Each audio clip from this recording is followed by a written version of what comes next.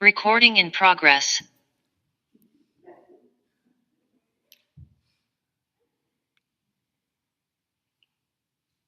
Lectura de Juan, capítulo 1, versículos del 1 al 3. En el principio era el Verbo,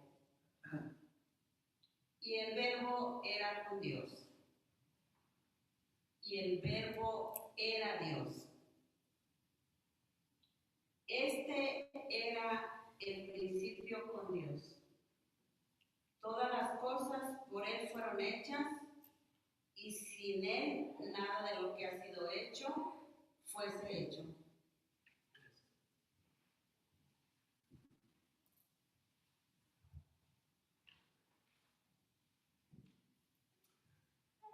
Fourth reading is inspired by modern everyday wisdom.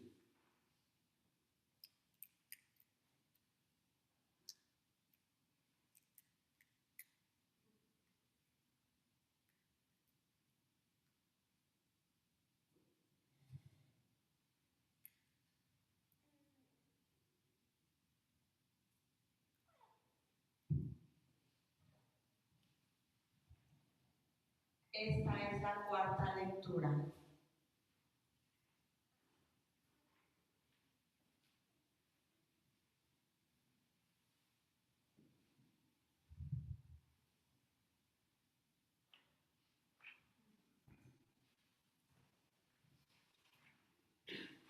This is the special music.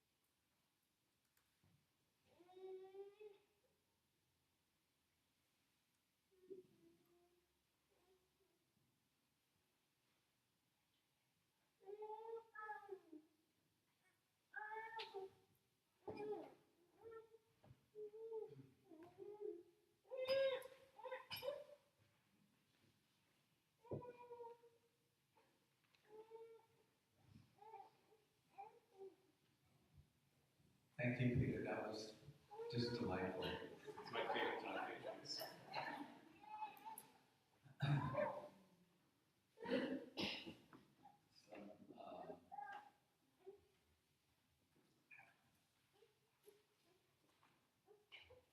Some people need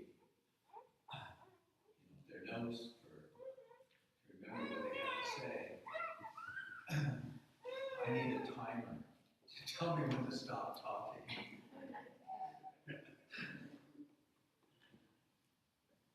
I'm really glad to be here.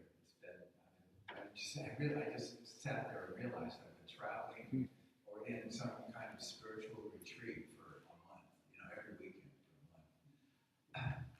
I got back late last night from an 8-day silent retreat, and I didn't time to shave. We have this. We couldn't shave. Couldn't shave. I mean, I felt it's just to be fair that the woman should not shave either. It would only be fair. I didn't realize how spiritual not shaving is. Who knew? So.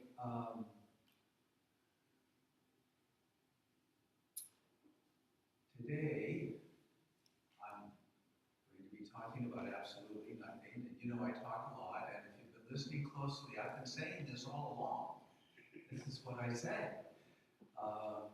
But we're coming up on Thanksgiving and celebrating our abundance, and we're heading into Christmas, where we give from our abundance to others so that they have more. So I have the perfect Christmas gift for you to give.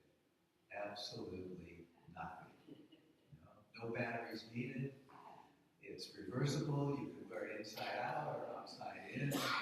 It's very durable.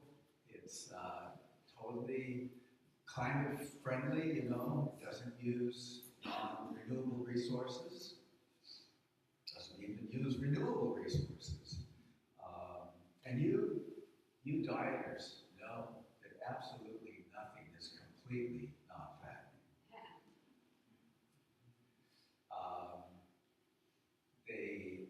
It's the perfect gift. You know, there was and we study it. We have a little bit of absolutely nothing in life.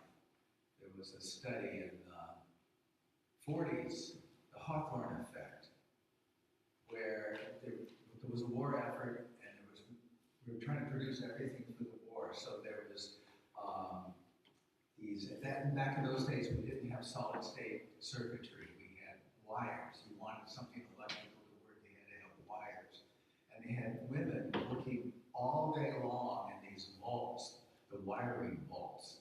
And they thought, well, you know, maybe we could get more production if we had better lighting. So they did a study. They had two groups, random assignment. One group just kept working the way they did, under normal conditions. That's the control group. And the other group had better lighting. And the results were that better lighting actually did improve productivity. They did produce more. But they also got improved productivity from the other group, from the control group. I wonder why that was. Well, let's be experimental. They had three groups. They had working as before, better lighting, and a group where they took the lighting down. It got dimmer. They all got better. Why is that? Someone paid attention to them. Before that, they were just nothing. They just go to your vault, you know, and they would just do this. But now, they weren't just wiring vaults, they were part of science. We're advancing knowledge. Someone's paying attention to us.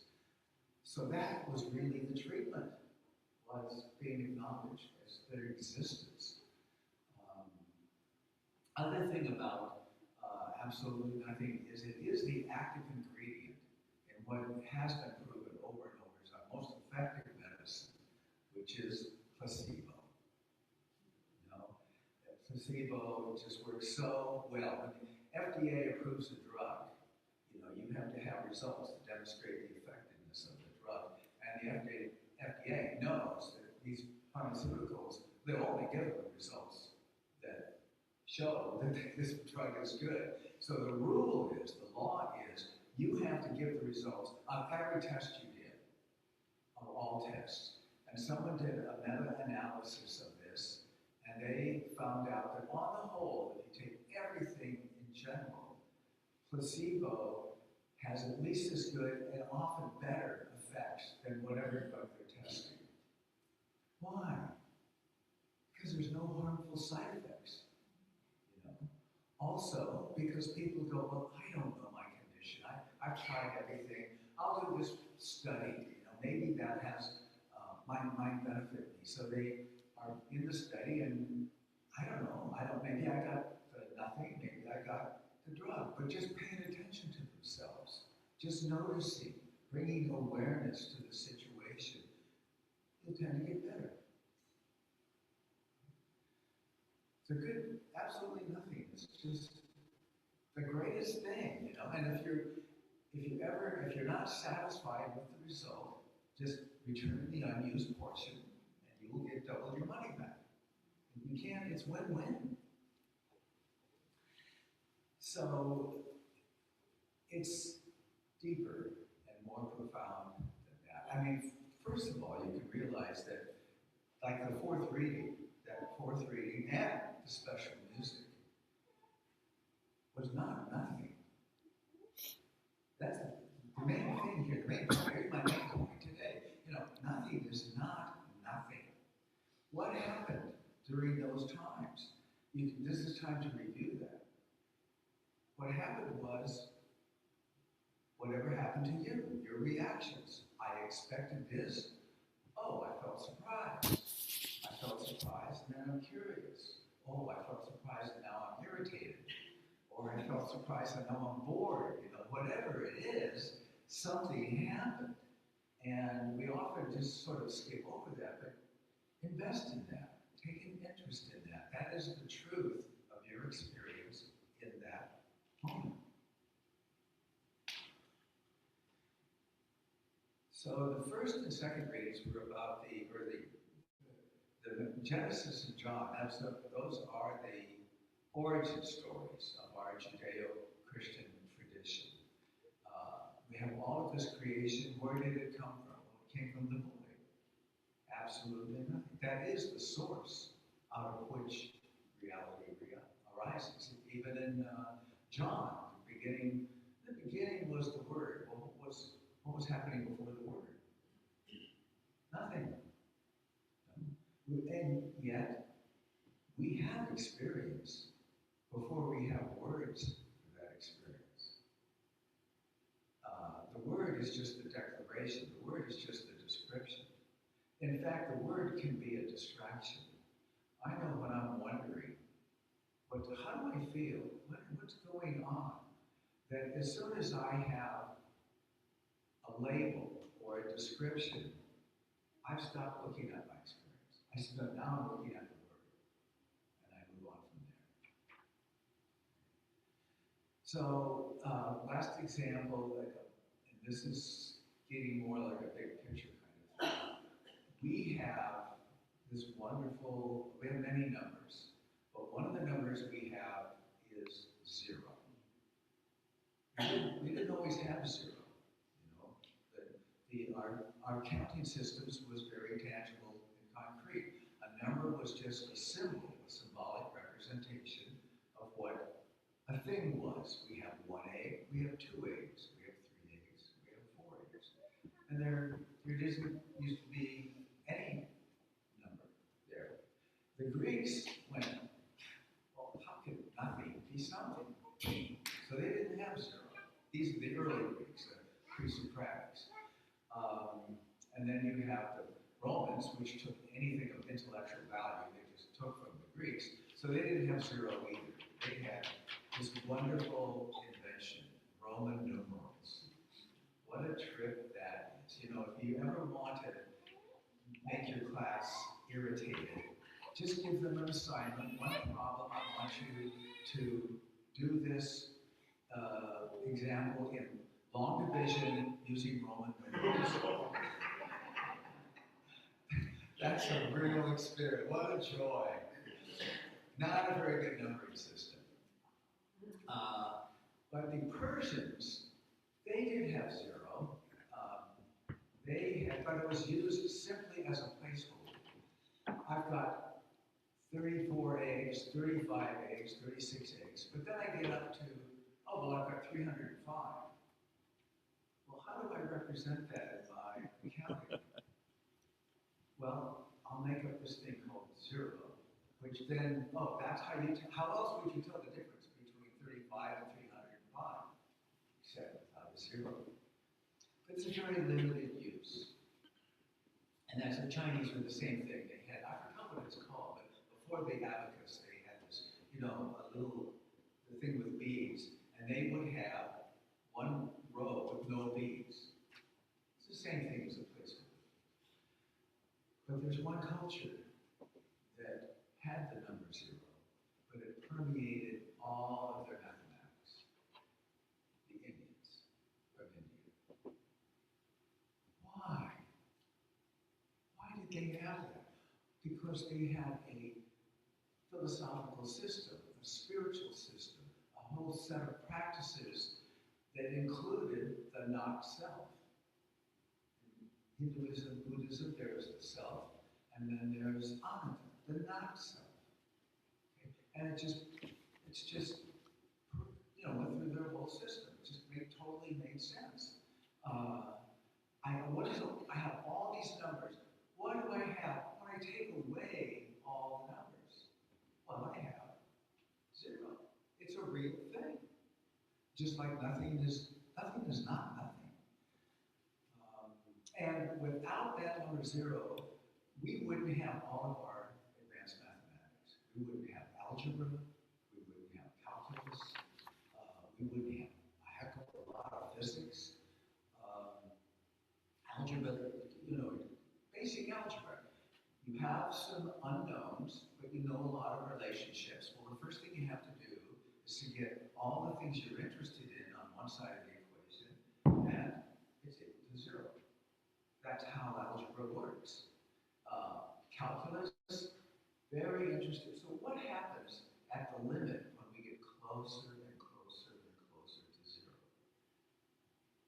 That's what differential equations are all about. So there's a lot of our world that we live in that came out of this letting zero be here with us and interact with the world that we observe. So here we are, we're all here together because it's Sunday. That's what you do on Sunday. Now, when I grew up, Sunday used to mean something. Sunday was a special day. It was different from all the other days. All the stores were closed. There was nothing to do. There might be a gas station here, or maybe a cafe there, but basically everything was closed. And you gathered to worship, to remember the sacredness, and it was a holy day to remember God and to gather and worship. And that's just sort of died out now. Now Sunday's just another day. And I think there's a real loss there. Originally, it was a really big deal. Can you imagine the Israelites living in this high plain, scratching out their existence? I mean, we're not a fertile crescent anymore.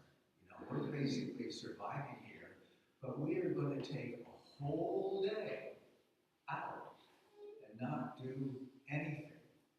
I mean, those fields need cleaning, The animals need food, but we're going to just stop and forget all that we usually do and just be in the presence of something we don't really understand. We need to have rabbis to tell us about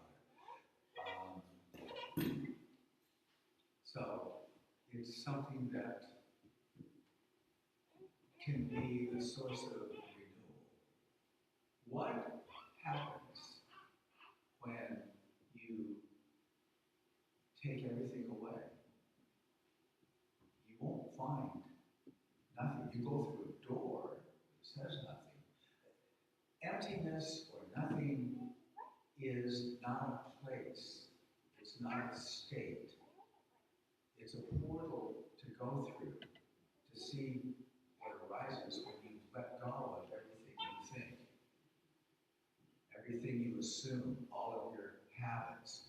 Jesus really took it a step further. I mean, he could have said, he's from the north, Nazareth, right next to the Greeks, working with Greeks, near the Silk Road. Very enriching, a lot of information. We could really do something with these ideas that are coming our way, but no, he takes it a step further. If you want to follow it, earlier in that passage, he's asking his disciples to be their man. And in those days, people would say, well, I don't know. Let me go back to my village and my family and my rabbi, and I'll come back and tell you who I think you are. Because they're told. No, but then he said, no. But you puts it right on the spot. Who do you think I am? And some say the Messiah, which in those days meant someone who liberated us from Rome, set our people free. Some say Elijah, a prophet. And Jesus never really answers that question, but he says, if you want to follow me, and whenever Jesus uses the word I or me, you want to pause for a second and open your eyes. He uses that in a very unusual way. Not in the way we normally use it, but if you want to follow me, aparneomai, that's the Greek word that's in the reading, aparneomai. Arneo, deny, and I don't think he means deny like judge or reject. I mean, like it's more like maybe that's not true. Just have some separation from what you think, especially who you think you are. Oh my, not oh my is reflexive. It's something you do to yourself. I can't do it for you. No one else is going to do it for you. You have to do it yourself. And then, so that's step one. First of all, you have to leave all of that. You want to follow me on the path that I'm on.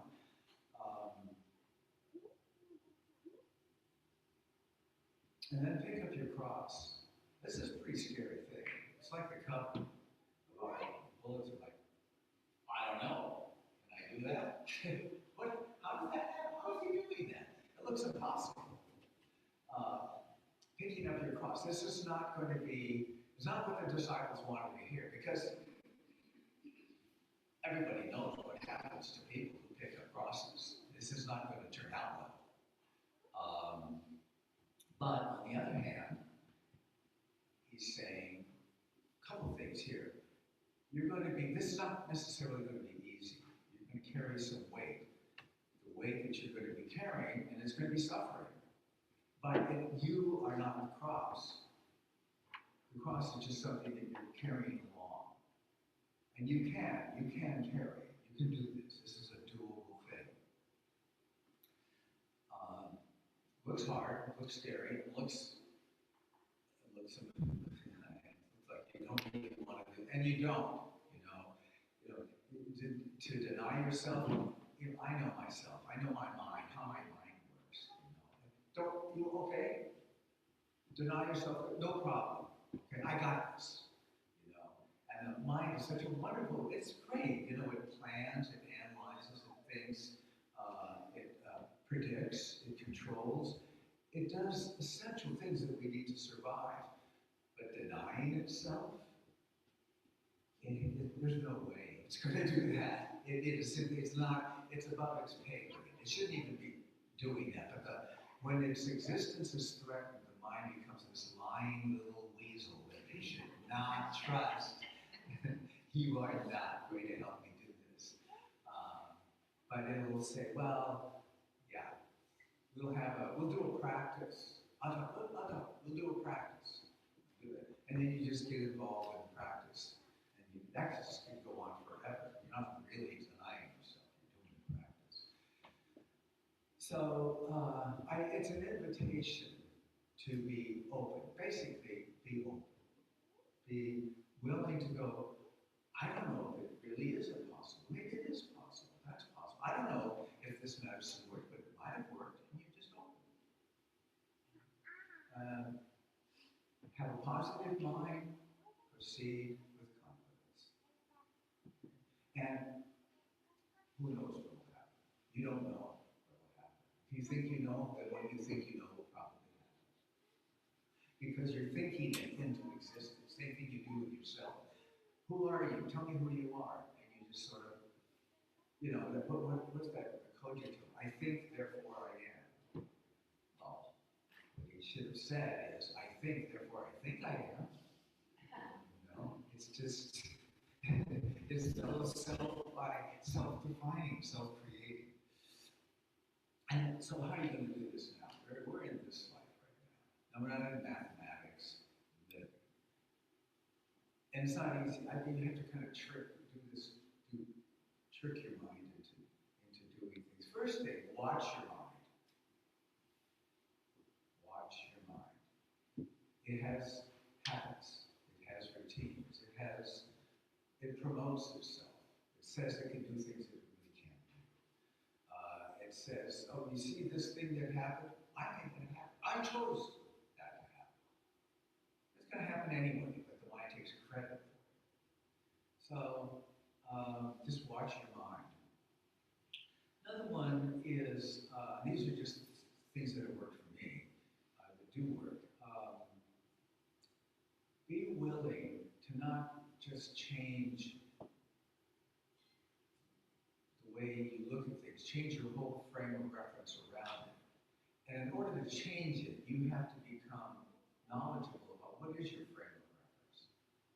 But then be willing to give that up and try something completely new. You know, when you pray, what's prayer? Well, you know, I come to a quiet place before God and say what's in my heart and on my mind. Well, try coming to a quiet place and not saying anything. Listen. Listen.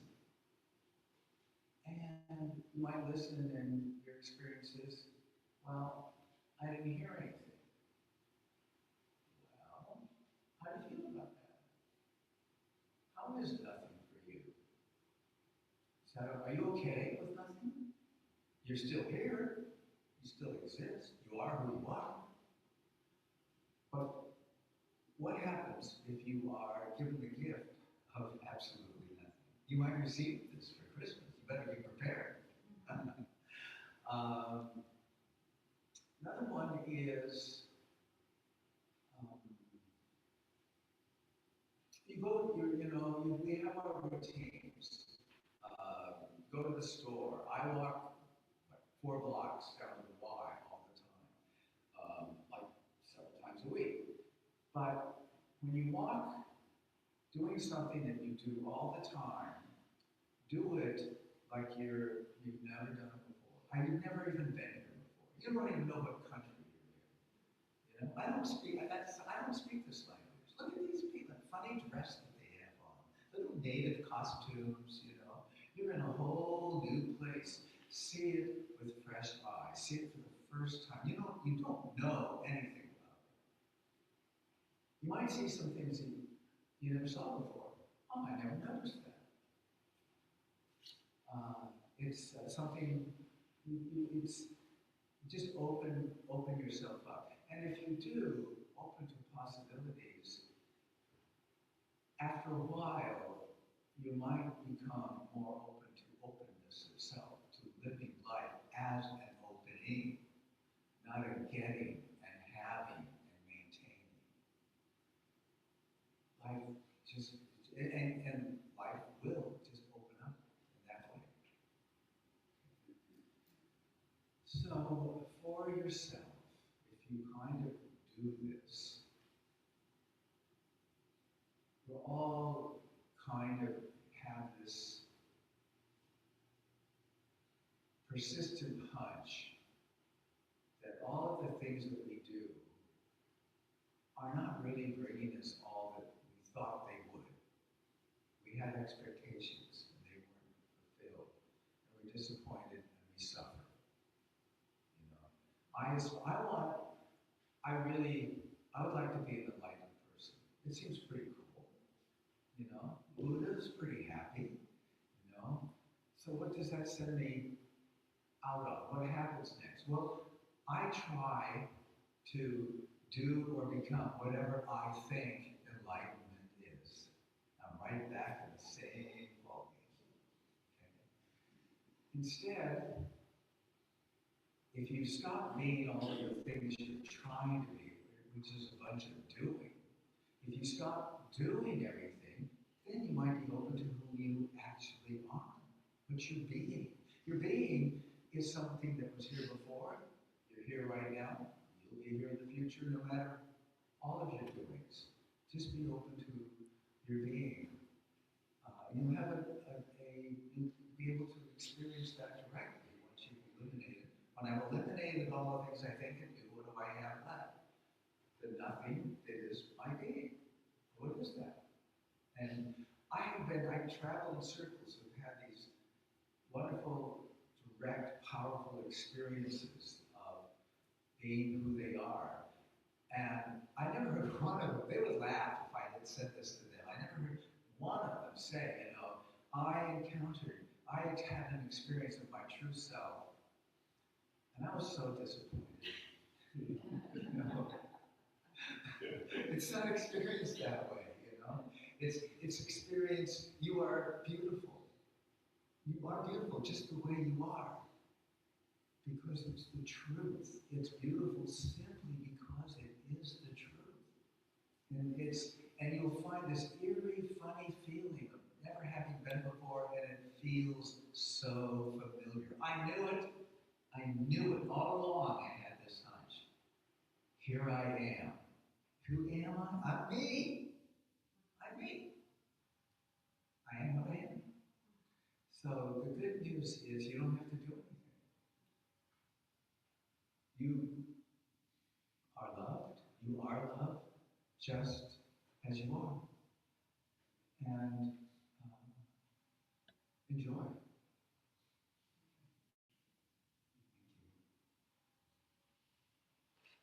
the timer went off, but I didn't hear it. I didn't hear it. Okay. And David, I know you're going to say thanks for nothing. We'll just consider it said.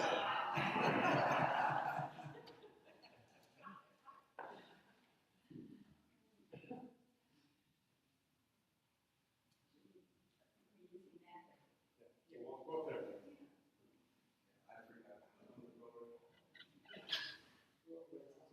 Having come from a military family, you know,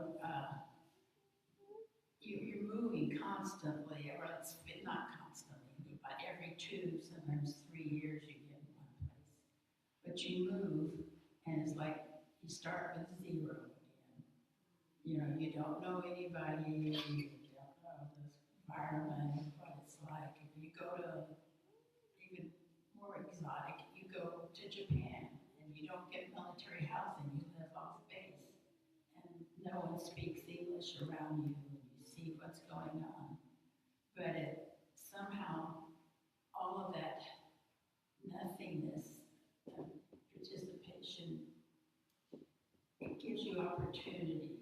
You kind of learn and start to experience, and it's fun to just look when you don't know what they're talking about, really what they're doing, but just to be able to stand and look at them and the situation, and try to figure it out just from the emotions and the facial expressions. And, you know, it's kind of, nothing really isn't there. There's always something.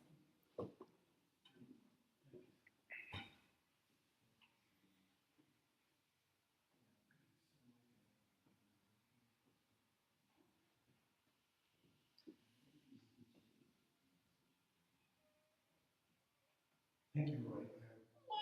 When Roy talks and stays on the subject for such a long time, what happens to me is I think about 5 or 6 different things that I'm thinking about, like the last thing you said about the moment, like, oh, I knew all along.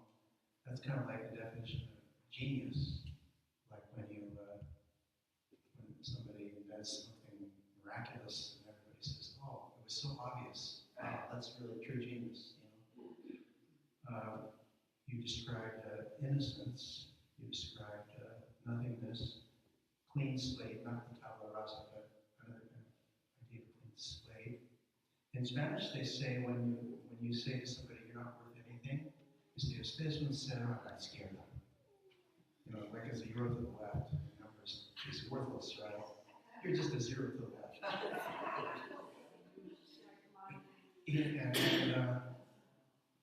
Well, the last thing I'll say is about innocence. You reminded me of my own innocence. I used to teach 4th grade, then I moved down to 3rd grade, then I moved down to 2nd grade, then I moved down to 1st grade last 3 years.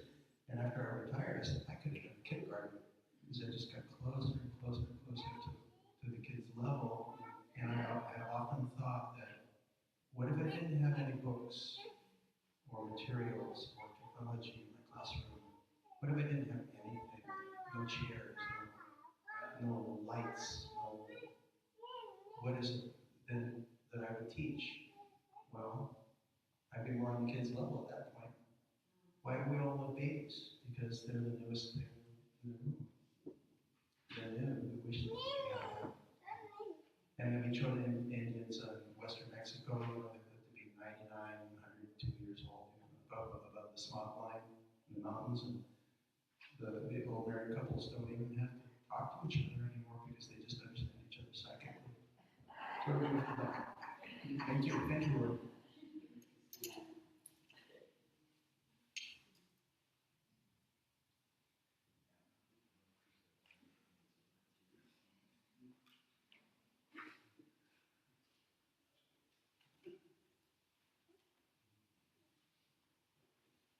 I just have a question. Are there any other dynamics in life that are also important?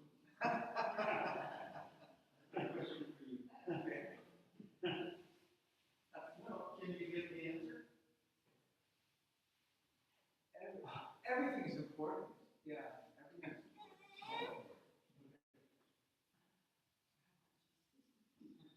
there you go. Oh, yeah. No, but what other dynamics in life besides finding nothingness?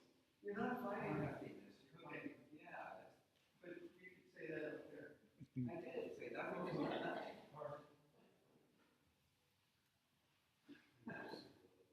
Finding nothingness is finding somethingness. You find something in nothing. This concept of zero. Reading, just finished reading an interesting book, Zero Limits. And in Zero Limits, he talks about you clean, till you get to the point where you erase and eradicate and cleanse your memories to open up to inspiration. Not intention, inspiration.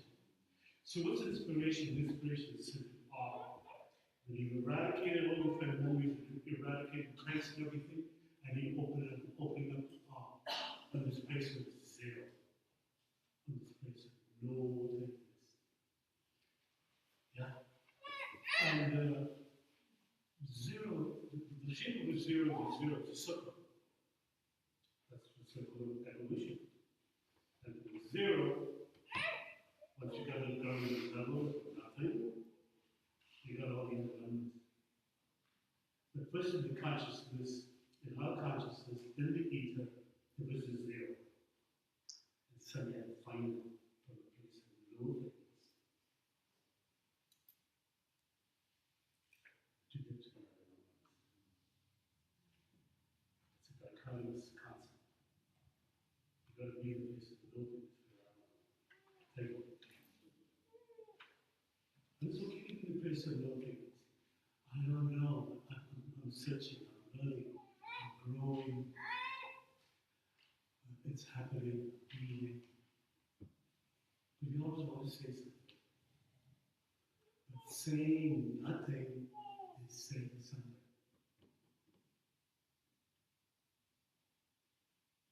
It can be a scary place to be.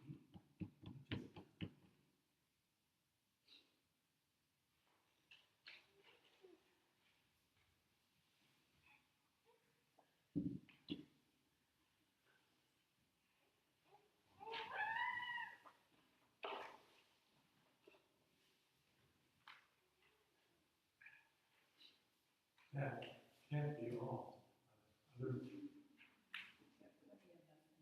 We have plenty of nothing. You know, it also occurs to me that using words to try to talk about nothing is kind of like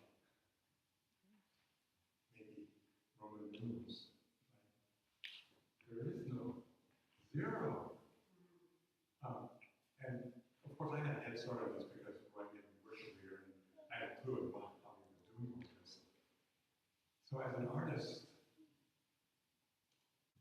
sometimes it can't be said with words. It can't be experienced either, or everyone experiences it differently. So I put up an old painting of mine, and I titled it "Less is More," which talks mostly about the architecture. But I think it also has other meanings. And I won't tell you what I was thinking when I made that painting because I was curious about what it might mean. And also, I chose this that Marilyn and I encountered. We were back east recently, and we had on the altar for the meditation area over there. It's a Zen proverb, and it's in your bulletin, the last quote. Silence isn't empty. It's full of nothing. It's full of answers, excuse me. Nothing really is the answer, right? Where I said it was a portal. Can we step through that? Yeah. If you want to, we can.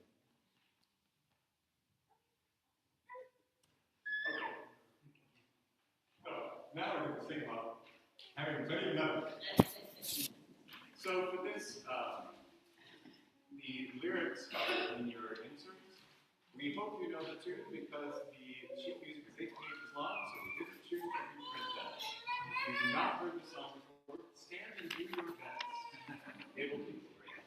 I promise.